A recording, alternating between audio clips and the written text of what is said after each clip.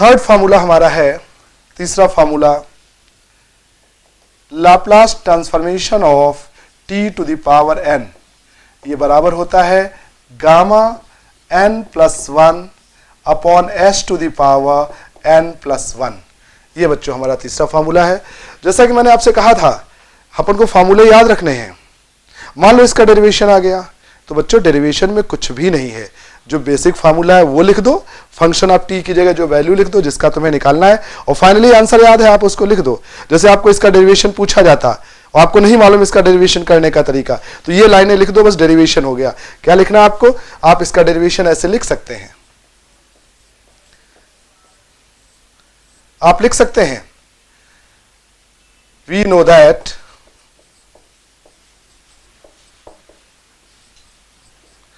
Laplace transformation of function of t is equal to 0 से infinite e to the power minus st ft और dt। अब बच्चों ft की जगह इस प्रश्न में क्या है, इस प्रश्न में ft की जगह क्या है, t to the power n। Okay, यहां पर 0 से infinite e to the power minus st as it is, और यहां पर t to the power n। अब आपको नहीं आ रहा कि आगे क्या किया जाए, नहीं पता इसका इंटीग्रेशन वगैरह, आपको कुछ नहीं मालूम, नहीं जान मालूम कुछ भी, ठीक है। बस आप एक काम करो, फार्मूला तो याद है ना कि t to the power n का क्या होता है, gamma n plus one upon s to the power n plus one. बस इतना लिख लो, इसमें कोई जरूरत नहीं है कुछ याद करने की। अब इसके बाद सीधा डायरेक्ट आप यहां लिख दो gamma n plus one upon s to the power n plus one. ये बच्चों इसका डेरिवेशन हो गया, प्रूफ हो गया। काफी चेक करने वाला समझेगा कि बहुत इंटेलिजेंट बच्चा है, छोटे मोटे इंटीग्रेशन के स्टेप लिखता ही नहीं है, डायरेक्ट ओरल कैलकुलेशन करके लिख देता है। कुछ भी गलत नहीं है, कहीं भी नंबर नहीं काटे जाएंगे, पूरे डेरिवेशन में आपका कहीं कुछ गलत नहीं है। ये तो अंडरस्टूड है, ये तो आपने पढ़ा था जब गामा फंक्शन पढ़ा था ना आपने, तो गामा फंक्शन का ये फार्मूला है, ये आपने गामा फंक्शन M1 में पढ़ा था, ये फार्मूला है, सीधा इसका इंटीग्रेशन ये होता है, ये स्टैंडर्ड फार्मूला है गामा फंक्शन का। इसलिए बच्चों जब भी डेरिवेशन की बात करें तो आप डायरेक्ट आप ft की जगह वो फंक्शन लिख देना जिसका लाप्लास निकालना है, और बस डायरेक्ट आंसर लिख देना। तो बच्चों अब हम फार्मूलों की लिस्ट लिख रहे हैं, अब हम कोई डेरिवेशन नहीं करेंगे, राइट। तो ये हमारा थर्ड फार्मूला हो गया। अगला फार्मूला है Laplace transformation of sign A T. अगला फार्मूले की बात करेंगे, Laplace transformation of sign A T. तो बच्चों साइन ए टी का लाप्लास ट्रांसफॉर्मेशन होता है a upon S square plus A square. Laplace transformation of cos A T, तो कॉस ए टी का जब हम लाप्लास ट्रांसफॉर्मेशन करते हैं तो बच्चों यहाँ एस अपॉन होता है, साइन में ए अपॉन होता है और कॉस में क्या होता है, S upon S square plus ए स्क्वायर। और बिल्कुल इसी तरीके से दो फार्मूले ये और हैं बच्चों, एक है Laplace transformation of sine hyperbolic A T, sine hyperbolic A T. तो बच्चों जब हाइपरबोलिक आ जाए तो बस यहाँ पे माइनस साइन आ जाएगा, बाकी सब ऐसे ही रहेगा, ए अपॉन एस स्क्वायर माइनस ए स्क्वायर। और लास्ट फार्मूला इसका, केवल 7 फार्मूले आपको याद करने हैं, Laplace of cos hyperbolic A T. तो इसका भी बच्चों यही होगा, जो ये कॉस का है बस नीचे माइनस साइन आ जाएगा, तो यहाँ S upon S square minus का ए स्क्वायर। तो बच्चों ये हमारे फार्मूले हो गए, ये फार्मूले अब आप अच्छे से याद कर लें। अब हम एलिमेंट्री हर फार्मूलों पर आधारित एक एक क्वेश्चन छोटा छोटा कर लेते हैं, जिससे फार्मूलों की आपको प्रैक्टिस हो जाए। फार्मूले एक बार अच्छे से रिवाइज कर लो। Laplace of 1 is 1 upon S, Laplace of e to the power at is 1 upon s minus a, Laplace transformation of sin at a upon s square plus a square, Laplace of cos at s upon s square plus a square, hyperbolic में नीचे दोनों में minus हो जाएगा, Laplace transformation of t to the power n gamma n plus 1 upon s to the power n plus 1। Okay, तो ये तो हमारे सारे फार्मूले हो गए। अब बच्चों चूंकि यहाँ गामा का यूज हो रहा है, इसलिए हम थोड़ा सा M1 का गामा आपको सिखाना चाहेंगे, जितने की हमें यहाँ पर आवश्यकता है, क्योंकि जब t to the power n का लाप्लास निकालोगे ना तो गामा का यूज हो रहा है। तो बच्चों थोड़ा सा गामा का, M1 का गामा थोड़ा हम पढ़ लेते हैं, जिसकी हमें यहाँ पर आवश्यकता है, ठीक है।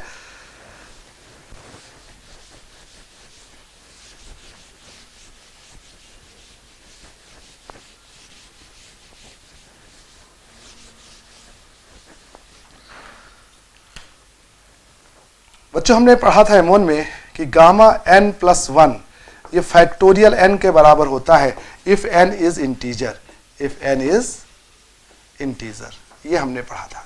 इसका मतलब क्या है? इसका मतलब ये है कि इससे एक कम करके फैक्टोरियल कर देंगे। जैसे हम गामा 5 की बात करें तो इससे एक कम करेंगे, फैक्टोरियल 4 हो जाएगा। और फैक्टोरियल 4 का मतलब है 4 इंटू 3 इंटू 2 इंटू 1, यानी आप डायरेक्टली याद कर सकते हैं। यदि गामा 5 लिख रहे हैं तो इससे एक कम करके, गामा 5 लिख रहे हैं तो इससे एक कम करके लिखना स्टार्ट करते हैं, 4 इंटू 3 इंटू 2 इंटू 1। ओके, एक कम करके, ओके, फैक्टोरियल जैसा बिल्कुल। इसका मतलब ये है, जैसे अब हम आपसे कहें कि गामा 6 लिखिए तो एक कम करोगे, इसको लिखोगे 5 इंटू 4 इंटू 3 इंटू 2 इंटू 1। तो ये फार्मूला तो हम जब यूज करेंगे जब इंटीजर है तो हमारा ये फार्मूला यूज होगा। सपोज n इंटीजर नहीं है, सपोज ऐसा है, हम आपसे कहें गामा 5/2 की वैल्यू निकालो, तो बिल्कुल वैसे ही आप करेंगे। 5/2 में से एक कम करेंगे 3/2, तो 3/2 से लिखना स्टार्ट करेंगे। 3/2 से एक कम करेंगे 1/2, और बच्चों 1/2 के बाद हमेशा √π लिख देना, ये रूल होता है, ठीक है ना, काम खत्म। 1/2 के बाद √π। जैसे बच्चों हम आपसे कहें कि गामा 7/2 की वैल्यू लिखो, एक कम करेंगे 7/2 में से 5/2, ओके, 5/2 से एक कम करेंगे 3/2, 3/2 से एक कम करेंगे 1/2, 1/2 के बाद में क्या लिख देना, √π। बस इतना गामा आपको याद रखना है, क्योंकि बच्चों ये जो गामा 1/2 होता है ना, गामा 1/2, ये बेटा √π के बराबर होता है। तो आपको बस इतने फार्मूले गामा के आपको याद रखने हैं। बस 2 ही गामा से काम चल जाएगा, इंटीजर का गामा निकालना और अपॉन 2 में है तो हमें गामा निकालना। इतने गामा से काम हमारा चल जाएगा। क्लियर हुआ बच्चों? ओके, अब चलिए हम हर फार्मूले पर एक एक क्वेश्चन सिंपल सॉल्व कर लेते हैं, ठीक है। तो सबसे पहला e⁻at वाले फार्मूले पे कुछ क्वेश्चन हम एक दो आपको समझा देते हैं। फार्मूला हमारा है कि लाप्लास ट्रांसफॉर्मेशन ऑफ e⁻at बराबर होता है 1/s - a। This is the formula. अब इस पर हम एक दो क्वेश्चन कर लेते हैं। क्वेश्चन देखो बच्चों, पहला क्वेश्चन, जैसे हम कहें लाप्लास ट्रांसफॉर्मेशन ऑफ e⁻3t, तो आपका आंसर हो जाएगा 1/s - 3। ओके, यहाँ 3 है तो s - 3 हो जाएगा, यहाँ a था s - a। दूसरा एग्जांपल देखो, हम कहें लाप्लास ट्रांसफॉर्मेशन ऑफ e⁻⁻5t, तो बच्चों ये हो जाएगा 1/s + 5। यहाँ -5 है, साइन चेंज होता था, यहाँ 3 है तो -3, ठीक है।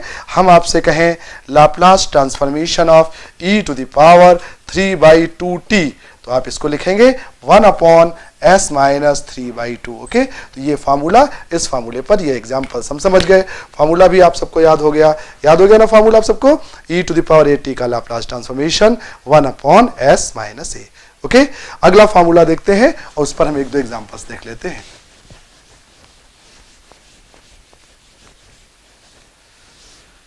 अगला फार्मूला है बच्चों, दूसरा फार्मूला हमने देखा था Laplace transformation of t⁻n। Formula देखा था गामा n + 1/s⁻n + 1। बच्चों एक बात मैं आपको और बता दूं, if n is the integer, यदि n इंटीजर है तो गामा n + 1 फैक्टोरियल n के बराबर होता है। तो ये फार्मूला हम ऐसे भी लिख सकते हैं, लेकिन क्या होना चाहिए, इफ n इज इंटीजर। यदि n इंटीजर होता है, इंटीजर मतलब पूर्णांक, ओके, तो हम ऐसा भी लिख सकते हैं। अब देखो बच्चों, इस फार्मूले पर हम एग्जांपल्स देख लेते हैं। Examples on this formula. Example 1, जैसे हम आपसे कहें कि भाई लाप्लास ट्रांसफॉर्मेशन ऑफ t⁻4 का लाप्लास ट्रांसफॉर्मेशन, तो लिखोगे बेटा, एक इसमें ऐड करोगे गामा 4 + 1/s⁻4 + 1, यानी आप लिखोगे गामा 5/s⁻5। अब गामा 5 क्या होता है, फैक्टोरियल 4 4/s⁻5। फैक्टोरियल 4 को आप लिखेंगे 4 × 3 × 2 × 1/s⁻5, यानी ये आपका फाइनली आ जाएगा 24/s⁻5, ये इसका आंसर। तो एक एग्जांपल बच्चों हमने देखा, t⁻4 लिया, पूर्णांक लिया। अब एक एग्जांपल समझाते हैं जिसमें पूर्णांक नहीं होगा। जैसे फॉर एग्जांपल, दूसरा एग्जांपल हम देखते हैं, हम कहें कि भाई निकालो Laplace transformation of, second example इसका देख लो, Laplace transformation of t⁻3/2। Formula use करेंगे, n की जगह 3/2 है तो ये हो जाएगा गामा 3/2 + 1/s⁻3/2 + 1, यानी ये हो जाएगा गामा, ये हो जाएगा आपका 5/2 s⁻5/2। 5/2 को ब्रेक करेंगे अरे बाप रे, इसको डिलीट कर देना मैंने बाद में, है ना, आप चालू रखें, वो तो बाद में ले। तो ये हो जाएगा गामा 5/2 है, तो 5/2 को हम लिखेंगे 3/2 1/2 under root pi upon s to the power 5/2। Solve कर लेंगे तो 3 under root pi upon 2 4 s to the power 5/2। दो फार्मूलों की प्रैक्टिस कर लिया बच्चों। अब हम थर्ड फार्मूला देखते हैं, लाप्लास ट्रांसफॉर्मेशन ऑफ साइन 80।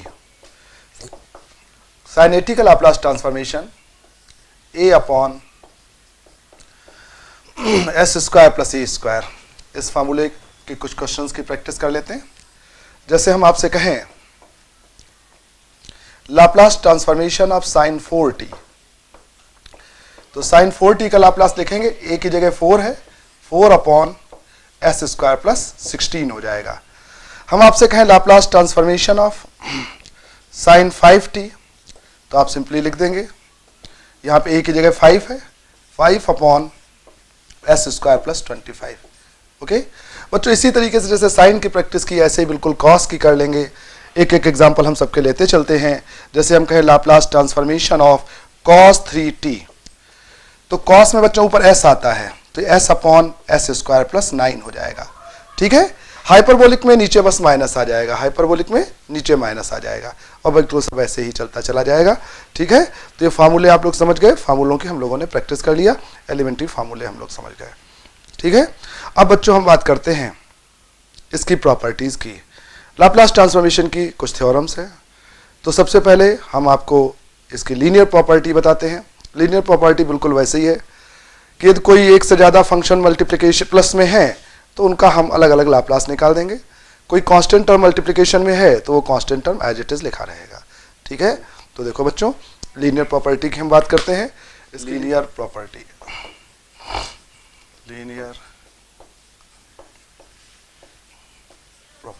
इस प्रॉपर्टी को हम लिखेंगे Laplace transformation of A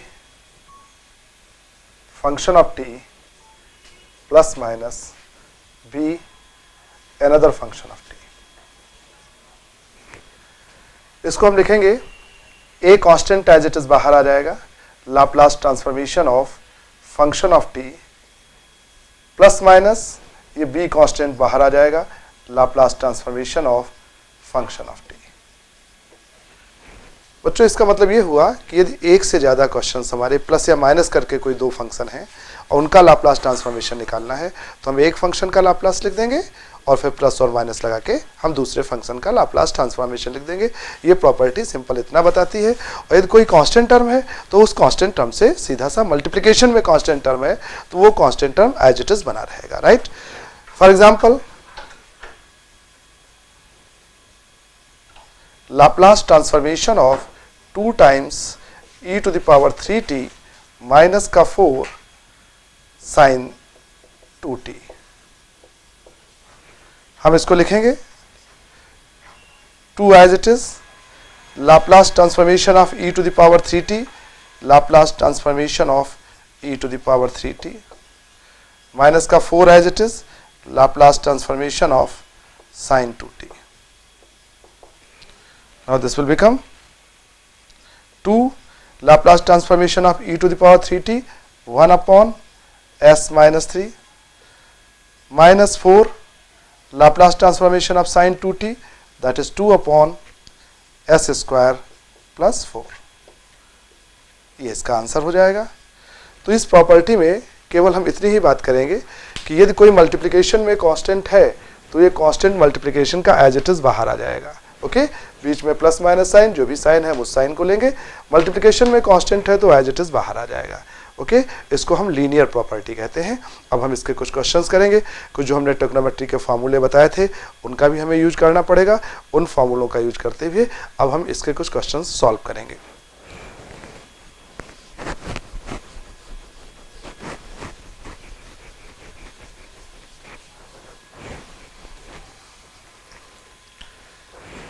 Laplace transformation of sign 4t cos t। Okay, तो इसको जब हम सॉल्व करेंगे तो इसको सॉल्व करने के लिए हम लिखेंगे, सबसे पहले फार्मूला, आपको फार्मूला बताया होगा कि साइन a cos b का फार्मूला होता है 1/2 in bracket sine a plus b and plus sine a minus b। हम इस फार्मूले का यूज करेंगे। तो यहां पर ये जो साइन 4t cos t है, इसकी जगह पे लिखेंगे 1/2 साइन, एक ब्रैकेट में दोनों का सम लिखेंगे 4t plus t that is 5t plus का साइन, एक ब्रैकेट में दोनों का डिफरेंस लिखेंगे 4t minus t that is 3t। अब बच्चों हमें इसका लाप्लास निकालना है, तो दोनों साइड हम लाप्लास ले लें। इसका लाप्लास ट्रांसफॉर्मेशन बराबर हो